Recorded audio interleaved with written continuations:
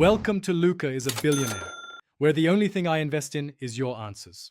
In this video, I will explain how to make Ruti.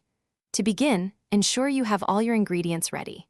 You'll need about 3 cups of all-purpose flour, 1/4 cup of sugar, and 1 tablespoon of active dry yeast.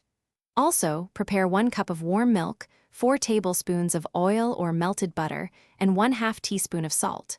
For an extra touch, consider adding 1 egg and a pinch of aromatic cardamom powder. Now, let's create our dough. First, activate your yeast by combining it with the warm milk and a small amount of sugar, letting it bloom for about 5 minutes.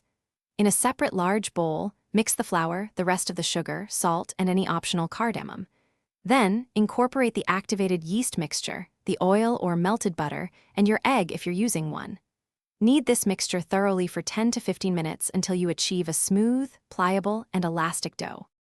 Once connected, you have control over how your data refreshes.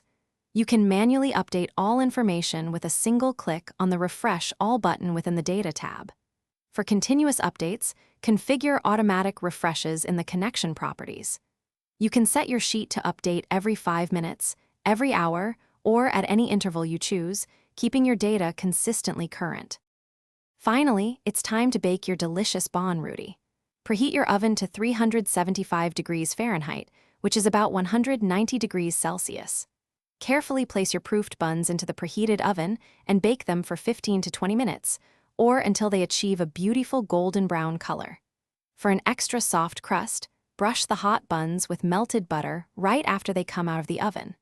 Serve your homemade Ruti warm, either plain or with your preferred spread.